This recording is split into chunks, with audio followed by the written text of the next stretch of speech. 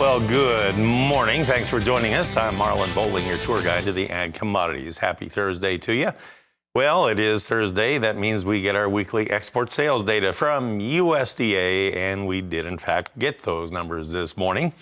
So I want to take a quick review of what they actually held this week, and we'll get some comments on it here momentarily. So let's run through these. On the corn this time around, we had sales of 632,700 tons. Now that is for both marketing years, the current year and the next marketing year combined. Soybeans, which had been running in the millions here recently, came in, as far as I could tell, at only 693,800 tons this past week. Now on soy meal, 169,500 tons. Soy oil, net reductions of 2,300 tons. And on the wheat, 162,500 tons. Now let's also take a look at grain sorghum sales, cotton, and rice. We didn't have anything a while back on grain sorghum, but we did have 5,100 tons this time. Upland cotton, 27,500 running bales, and the rice, 25,300 tons were sold this past week. Now, on top of this, just as I was getting ready to come to the studio here, I saw where we had another overnight export sale that was published, and it was a little bit of a surprise. USDA said we sold some corn, and it was to Mexico. The amount, 114,300 tons. Now, in the overnight trade, the corn market was kind of flat. It didn't do too much. Let's take a look at how we finished up. On the quotes provided by bar chart here, we had March corn just 3/4 higher at 667 3/4, so it was very quiet again. On the soybean trade, they did some back-end filling for a while. They had some pretty steep losses overnight. We finished up with January beans just 5 1/4 lower at 1464 1/4. And checking out the wheat market in Chicago first, we had March down 2.5 cents at 793 per bushel. In Kansas City, you had the March contract 4 lower at 895 3/4. And in Minneapolis wheat, we had the March contract 4 lower at 939. That cotton market has been all over the place lately. Well, overnight, March was 180 points higher at 86.41.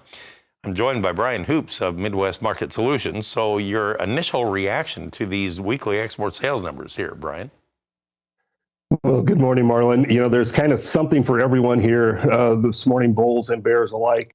If you look at the export numbers themselves, the wheat was a marketing year low. So again, that's a real disappointment to the trade and tells us, you know, we're just not competitively priced. However, we're pretty much in line with what the USDA is forecasting us to be on a weekly basis already. So there's not probably a lot of room that it's going to get a lot worse. Corn, on the alternative, it's well below what we need to be on a weekly basis to reach the USDA forecast. Very likely, USDA will be forced to lower their export profile next week in the supply and demand report, and that'll increase ending stocks. However, you do have a private sale of corn this morning to Mexico, so it kind of offsets each other to an extent. But I do think we're seeing ending stocks increase in the supply and demand report next Friday. Soybean numbers, again, pretty decent. They're above the pace that we need to be on to reach the USDA forecast. We've had, a couple sales this week to give us some support to our export profile, but there was we talked on Monday over the weekend, Argentina increased the value of their peso to increase farmer sales of soybeans, and it appears that has been the case. It's been reported that China has bought 6 to 7 cargoes of soybeans from Argentina over the last 3 days, and as part of that export program, and so that means there's less product that's available for the world demand, and a lot of it did not go to the U.S. So going forward in here, that's going to be the real question, is how demand shakes out. And once we get past this December timeframe, when this is kind of our last big window for exports, what happens to our export forecast in January, February, March, when there's South American supplies available? Absolutely. All right. Well, I'm glad you explained that. Thank you very much for that. Brian, we'll take a quick pause here, and then we'll come back and we'll look at the beef and the pork export sales from last week, too. See if there's any surprises after this. We are back with Brian Hoops, and let's take a look at the beef and pork export sales from this past week here. And we'll start with the beef number. It had 17,400 tons that were sold, pretty close to what we had last week, almost identical. I see where China was in there as a key buyer of U.S. beef. 7,200 tons they bought. They were the biggest buyer of U.S. beef last week. I thought that was interesting. It seems like their appetite has really changed here over the past year. Japan came in second place on the beef sales. They bought 2,600 tons, Canada 1,900. I did see Mexico only picked up 800 tons. Now that was for the current calendar year. And then Mexico bought another 900 tons for next year, and China added 300 tons for next year. Now, if you look at the pork side, we had a total of 23,900 tons. Of that total, this calendar year accounted for 20,100 tons. And Mexico was by far the biggest buyer at 11,800 tons of that. I did not see China in there as a buyer for this year. However, for next year, they bought about 500 tons. That's about it. I mean, it's like a shopping cart full. So, Brian, all in all, when you look at the numbers here, again, it seems like kind of a good news, bad news scenario. Kind of a pleasant surprise to see China buying that much beef, but they're kind of gone again from that pork market.